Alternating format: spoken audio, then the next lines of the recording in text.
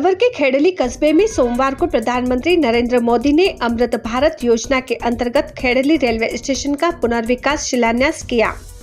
कार्यक्रम में कठुमोर विधायक रमेश खींची मुख्य अतिथि रहे। कार्यक्रम की शुरुआत गणेश वंदना के साथ की गई। उसके बाद निजी शिक्षण संस्थाओं के प्रतिभाशाली छात्र छात्राओं को विधायक और नगर पालिका के चेयरमैन ने प्रशंसा पत्र देकर सम्मानित किया। कार्यक्रम में थोड़ा विलंब हुआ तो आमजन के मनोरंजन के लिए मनमोहक सांस्कृतिक कार्यक्रम का आयोजन किया गया, जिसमें कठुमोर विधायक रमेश खींची और नगरपालिका चेयरमैन संजय गिजगड़िया के साथ ही रेलवे के कर्मचारी और अधिकारियों ने जमकर नृत्य किया। इसके बाद प्रधानमंत्री नरेंद्र मोदी द्वारा वीडियो कॉन्फ्रेंसिंग के माध्यम से खेड़ली रेलवे स्टेशन के शिलान्यास कार्यक्रम को देखा और केंद्र सरकार द्वारा दी गई विभिन्न जानकारियों को सुना। कार्यक्रम के दौरान विधायक रमेश खींची ने रेलवे के अधिकारियों को कस्बे के जवाहर चौक को जाने वाले आम रास्ते को खुलवाने की अनुशंसा करते हुए कहा कि अगर ये रास्ता संचालित होता है तो खेड़ली के बाजार को भी यहां से आने जाने वाले लोग देख सकेंगे। वहीं विधायक ने बताया कि ओवरब्रिज और रेलवे स्टेशन का निर्माण कार्य 1 वर्ष के अंदर हो जाएगा। वहीं कार्यक्रम का संचालन रेलवे के अधिकारी नरेंद्र तिवारी ने किया। आज के कार्यक्रम के अध्यक्ष आगरा मंडल के बहुत ही सीनियर अधिकारी केडीआर साहब, श्री वीरेंद्र वर्मा जी, एसीएम के पद पर विराजमान और आज हमारे बीच पधारे माननीय अनिल कुमार जी श्रीवास्तव साहब, माननीय हमारे नगर पालिका खेड़ली के चेयरमैन संजय जी गिजगड़िया जी, नगर पालिका कठुमर के अध्यक्ष माननीय शेर सिंह जी मीणा जी, व्यापार समिति के अध्यक्ष माननीय प्रमोद जी बंसल जी, हमारे स्थानीय सलाहकार समिति के अध्यक्ष और आप सबके जाने पहचाने माननीय शिवजी जी शर्मा जी, मंच पे उपस्थित जी हैं जी, सांसद के प्रतिनिधि के रूप में पधारे सांसद प्रतिनिधि जी, सम्मानित मंच, हमारे बीच पधारे सभी संगठन के जुड़े हुए समस्त सम्मानीय पदाधिकारी साहिबान, मंडल अध्यक्ष जी, उपस्थित सभी जनप्रतिनिधि साहिबान, खासतौर से हमारे बीच पधारे छात्र छात्राएं, उपस्थित सभी सम्मानीय बुजुर्गों, भाइयों, नौजवान साथियों, जैसा कि आप सबको विदित है कि आज का दिन खेड़ली के लिए अपने आप में वाकई में अनोखा है। कभी सोच नहीं सकते तो आज हम सब मिलकर ऐसे देश के ने अपने विदेश में अपनी छाप रखने वाले यशस्वी और लोकप्रिय प्रधानमंत्री आदरणीय नरेंद्र मोदी जी का हम दिल से मन से उनको बहुत गहराइयों के साथ अपना अभिनंदन करते, आभार करते और धन्यवाद करते। वाकई में अपन सोच नहीं सकते कि ऐसी छोटी जगह पर, हालांकि हमारे इस अलवर जिले में व्यापार के क्षेत्र में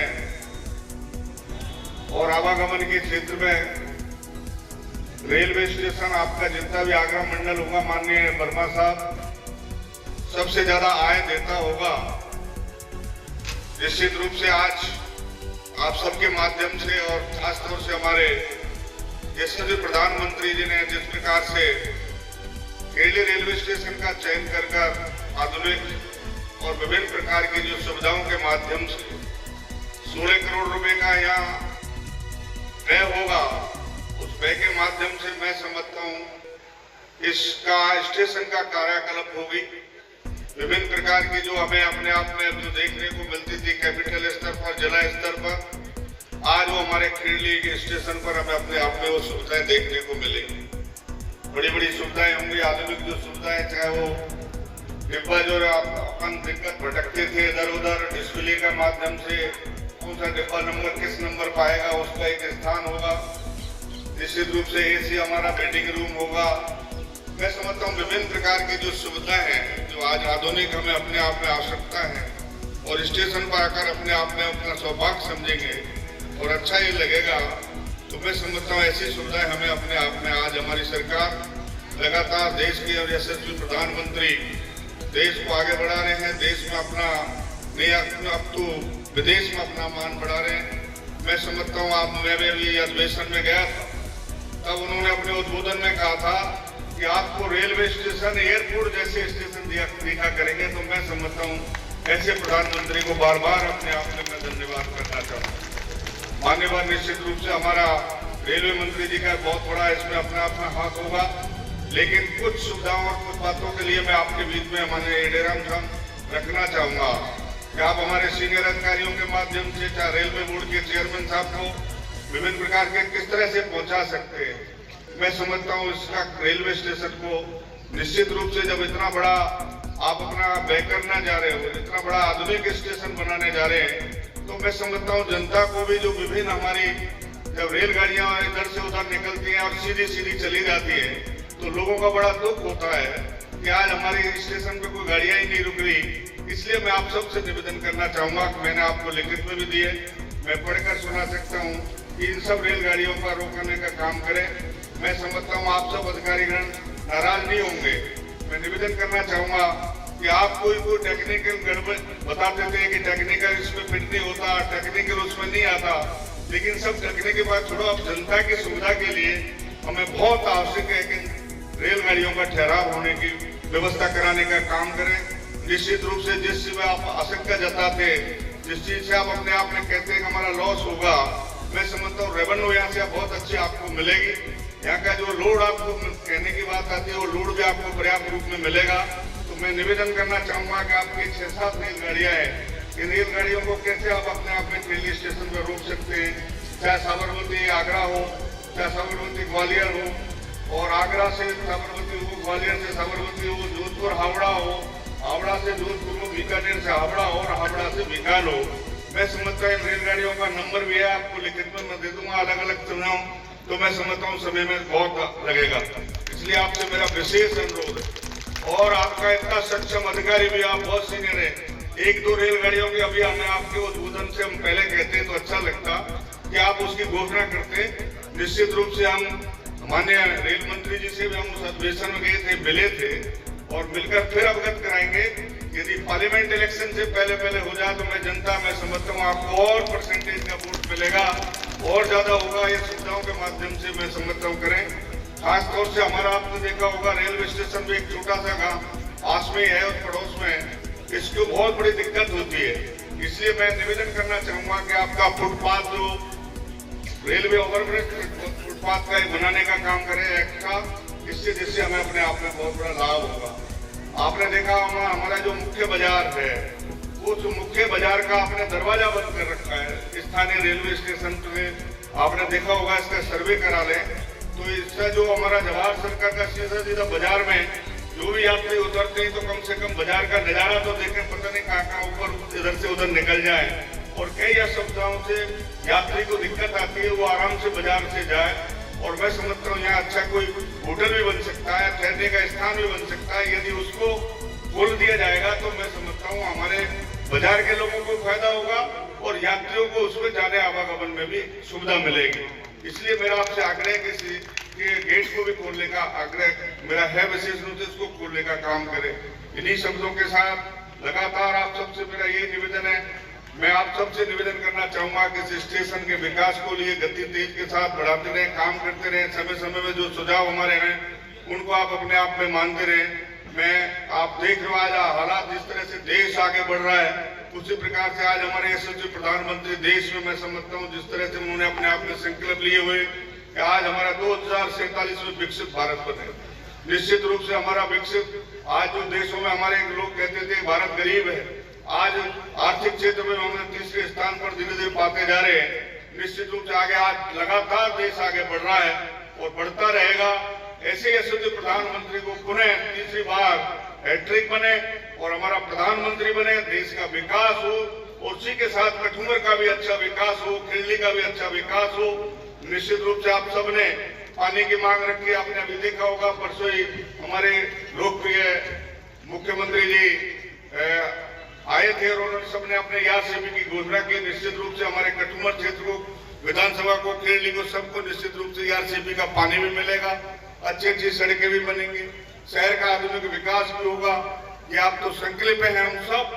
आज देश का प्रधानमंत्री जिस तरह से देश के लिए आगे बढ़ा रहा है, हम सबका, हम कार्यकर्ताओं का, हम सब संगठन के लोगों का और खासतौर से हम आपके बीच हैं, आपकी नुमाइंदगी करते हैं, हम सबका कर्तव्य बनता है कि देश को नहीं, अपने कठुबर को आगे बढ़ाते बढ़ाते निश्चित रूप से बहुत बड़ा विकास कराएं, आगे बढ़ते रहे।